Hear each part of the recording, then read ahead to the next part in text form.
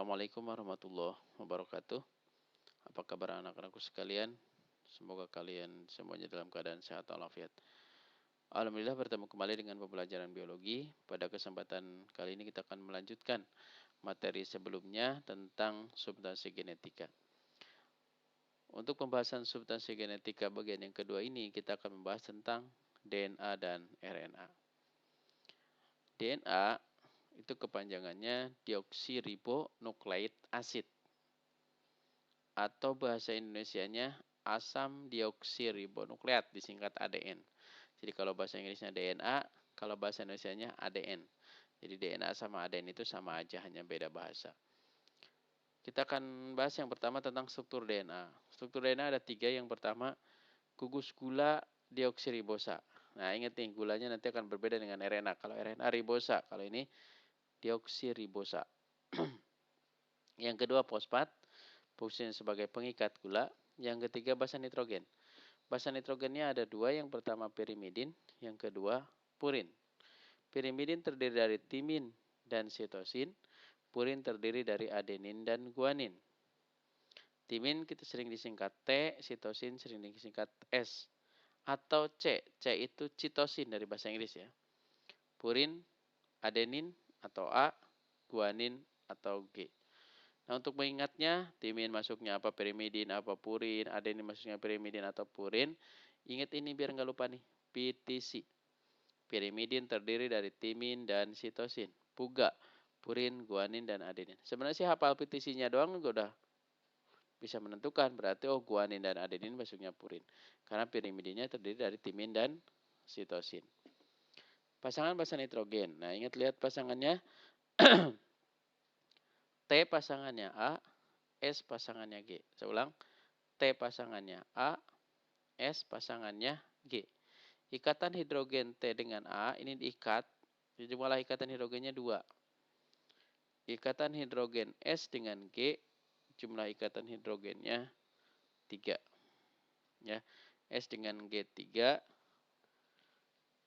T dengan A 2. Lanjut. Kita lanjut. Bentuk DNA merupakan 2 rantai polinukleotida yang saling berpilin, disebut dengan istilah double helix. Jadi bentuk DNA merupakan 2 rantai polinukleotida yang saling berpilin. Nih, lihat nih. Ini satu rantai. Ini terdiri dari fosfat, gula, dan basa nitrogen. Satu rantai. Nah, rantai ini saling berpilin, melilit. Disebut istilah double helix. Walaupun istilah double helix sekarang udah jarang ada istilah lain ya. Bukan double helix begitu istilahnya. Tapi ya biar gampang kita melihatnya, ingat aja double helix nggak apa-apa. Saling berpilin ya. Saling berpilin. Nah, ini basa nitrogennya berpasangan nih. Kalau ini T maka pasangannya A, kalau ini G maka pasangannya S, dan seterusnya. Polinukleotida tersusun dari beberapa nukleotida. Saya ulang. Bentuk DNA merupakan 2 rantai polinukleotida. Ini satu dari sini ke sini, ini namanya rantai polinukleotida nih, yang biru nih. Ini juga sama nih. Ini rantai polinukleotida. 2 rantai polinukleotida berpilin, istilahnya double helix. Polinukleotida, ini yang biru ini, satu lembaran ini terdiri dari beberapa nukleotida. Berarti ini dari beberapa nukleotida. Tiap nukleotida terdiri dari fosfat, gula, dan basa nitrogen. Nah, ingat di sini nih. Ini akan itu sering ditanya nih. Satu nukleotida terdiri dari fosfat, gula, dan basa nitrogen. Nukleotida yang tidak memiliki fosfat disebut nukleosida. Ini ada istilah suka ditanya ini. Kalau nukleotida, kan nukleotida harus lengkap nih. Fosfat, gula, basa nitrogen. Struktur DNA yang tadi. Fosfat, gula, basa nitrogen. Kalau nggak ada fosfatnya disebut nukleosida. Ikatan hidrogen guanin dengan sitosin jumlahnya 3 buah. Ikatan hidrogen adenin dan timin berjumlah 2 buah. Yang tadi ya. Oke. Ini namanya satu nukleotida. Satu fosfat, satu gula, dan satu basa nitrogen. Ingat nih, ini strukturnya nih. Fosfat, gula, basa nitrogen. Urutannya udah benar. Harus begini. Fosfat, gula, basa nitrogen. Fosfat, gula, basa nitrogen. Ini fosfat, gula, basa nitrogen. A. Pasangannya T. Fosfat, gula, basa nitrogen. Nah, kalau dibuka lagi seperti ini. Fosfat, gula, basa nitrogen. Fosfat, gula, basa nitrogen. Fosfat, gula, basa nitrogen. Fosfat, gula, basa nitrogen. Nah, kira-kira ini ada berapa nukleotida? Ingat, setiap satu nukleotida terdiri dari fosfat, satu gula, dan satu basa nitrogen. Ini ada berapa? Iya, betul sekali. Ini jumlahnya ada 6 nukleotida. 1, 2, 3, 4, 5, 6. Ingat, lihatnya yang lengkap ya. Harus ada fosfat, gula, basa nitrogen. Kalau di sini nggak ada nih. Cuma ada ini basa nitrogen sama gula doang. Ini juga nggak ada fosfatnya. Nah, maka itu tidak disebut nukleotida. Nih, jadi kalau ditanya ada gambar seperti ini, ditanyain nukleotida ditunjukkan oleh nomor. Nah, bisa 1, 2, 3, bisa 6, 5, 4, bisa 12, 11, 10, bisa 7, 8, 9. Pokoknya satu fosfat, satu gula, dan satu basa nitrogen disebut satu nukleotida.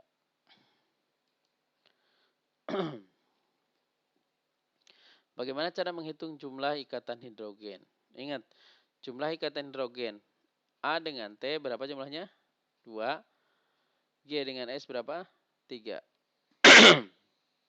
Nah, jika yang tadi saya isi, pasangannya udah pasti nih.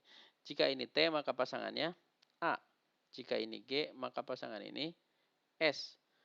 Jika ini A, maka pasangannya adalah T. Tinggal dihitung aja. Ini jika contoh nih, contoh ya. Ini T, ini G, ini A. Berapa jumlah ikatan hidrogennya? Kan nanti bisa aja. Ini T, ini titik-titik. Ini S, ini titik-titik. Ini A, ini titik-titik.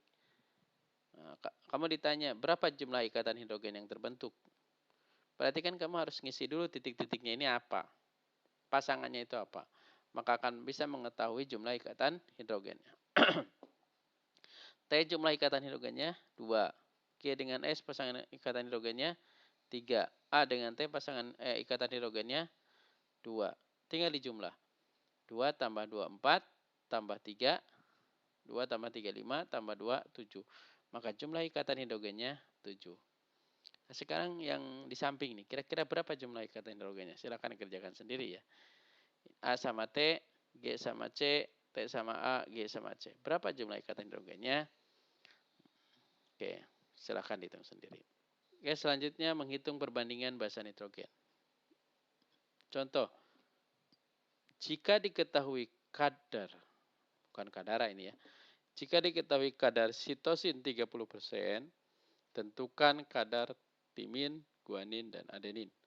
Saya ulang, jika diketahui kadar sitosin, hanya diketahuinya sitosin 30%. Tentukan kadar timin, guanin, dan adenin.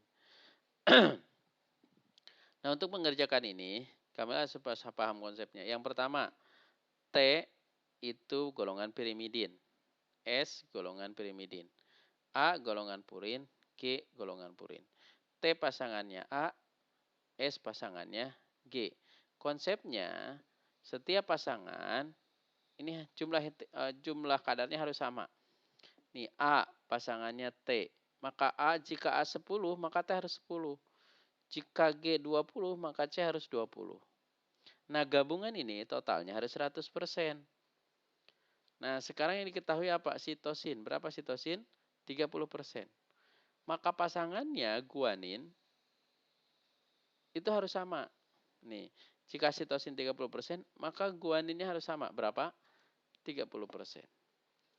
30 tambah 30, 60. Sementara total harus 100. Berarti ada sisa 40%. Karena harus sama pasangannya, berarti tinggal dibagi 2. Berarti timinnya berapa? 20. Adeninnya 20. Maka pertanyaan ini, timin berapa? 20. Guanin berapa? 30. Adenin berapa? 20. Dan seterusnya. Nanti bisa jika diketahui A-nya 10%. Nah, diketahui A 10%. Kamu ingat aja pasangan A apa? T. Oh, berarti T 10%. Ada 10 tambah 10, 20. Sisa 80 bagi 2 aja. Berarti S 40, G 40. Oke, lanjut. Selanjutnya replikasi DNA. Teori replikasi DNA atau penggandaan DNA ya. Ada 3. Yang pertama konservatif, 2 dispersif, 3 semi konservatif. Saya ulang. konservatif, dispersif, semi konservatif. Konservatif itu apa? Yaitu polinukleotida lama utuh kemudian membentuk salinan baru. Dispersif, polinukleotida lama putus-putus, ini kata kuncinya ya. Potongan tersebut memisah dan membentuk potongan baru yang bersambungan dengan potongan lain. Yang ketiga, semi konservatif. Kedua rantai polinukleotida terpisah dan tiap rantai mendapatkan pasangan baru. Ini teori yang digunakan, biasanya yang dianggap benar itu teori semi konservatif. Ini baru hipotesis ya. Anggapan replikasi DNA. Nah, ini gambarnya lihat. Konservatif, semi konservatif, dispersif. Ingat, konservatif itu polinukleotida lama utuh kemudian pisah. Nah, ini lihat bentuk atasnya nih.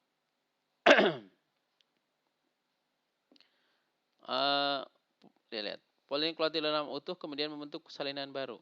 Ini utuh. Ini yang dari atas ke sini, kemudian ini dua-duanya membentuk salinan baru. Ini teori yang pertama, konservatif. Ini DNA lama, ini DNA baru. Semi konservatif. Semi konservatif itu DNA lamanya terpisah. Nah, lihat ujungnya nih.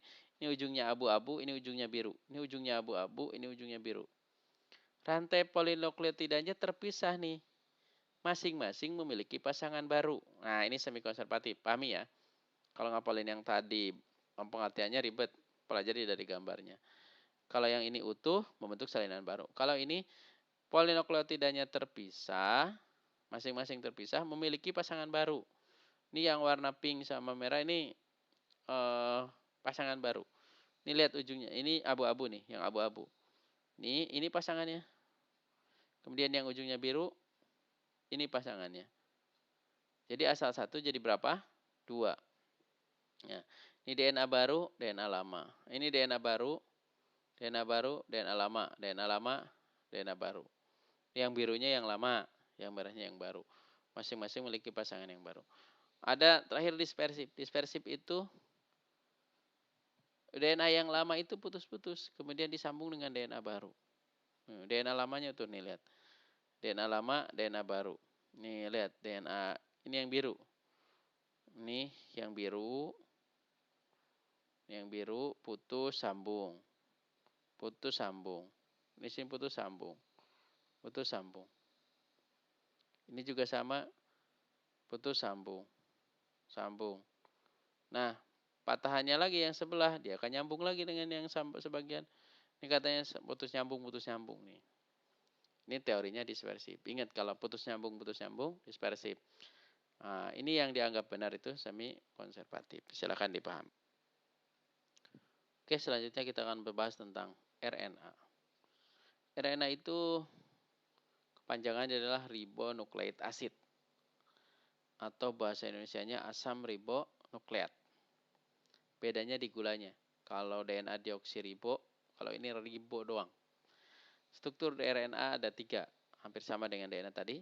Gugus gula, kalau DNA deoksiribosa, kalau RNA ribosa. Sama-sama punya fosfat, pengingat gula, dan basa nitrogen. Bedanya basa nitrogennya terdiri dari pirimidin. Pirimidinnya urasil dan sitosin. Purin terdiri dari adenin dan guanin.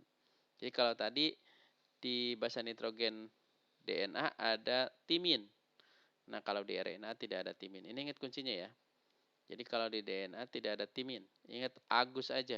Agus, adenin, guanin, sitosin. Kalau DNA AGTS. Jadi di RNA tidak ada timin. Diganti jadi urasil. Bentuk RNA merupakan satu rantai polinukleotida atau helik yang ukurannya lebih pendek dari rantai DNA. Nah, ini bedanya juga nih. Kalau DNA itu 2 rantai, kalau ini hanya 1 rantai dan ukurannya lebih pendek dari rantai DNA. Macam-macam RNA.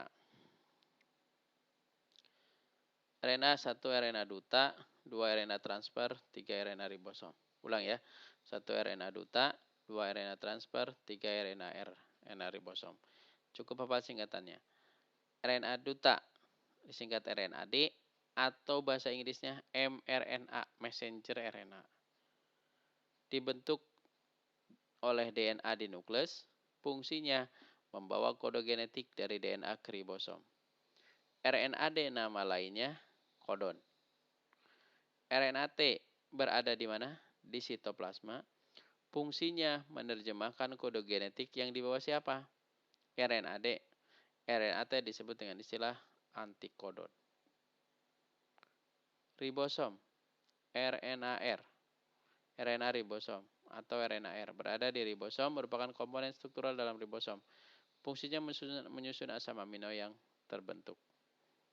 Saya ulang ya, satu RNA-D, RNA-T, dan RNA-R. Nanti untuk mengapalin fungsinya bisa dilihat di pembahasan selanjutnya, biar gampang. Jadi untuk membedakan RNA-D, RNA-T, RNA-R, nanti kita akan bisa dilihat di tahapan sintesa protein. Oke, selanjutnya perbedaan DNA dan RNA.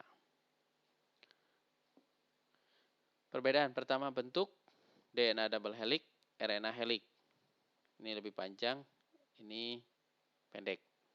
Gugus gula, DNA deoksiribosa, RNA ribosa. Fungsinya DNA tentang pewarisan sifat, kalau RNA berkaitan dengan sintesa protein. Lokasinya kalau DNA di nukleus, kalau DNA di nukleus, kalau RNA ada yang di nukleus, ada yang di sitoplasma, ada yang di ribosom. Tadi kan ada RNA-D, RNA-T sama RNA-R. Basa nitrogennya terdiri dari, kalau DNA ya, timin, sitosin, adenin, dan guanin. Biar gampang saya singkat AGTS. Jadi kalau basa nitrogen di DNA, AGTS. Kalau basa nitrogen di RNA, AGUS, Agus. Nah, biar gampang ya. Basa nitrogen DNA AGTS, RNA Agus. Jumlah dalam sel DNA tetap, RNA berubah-ubah. Silakan dihafalkan nih ya.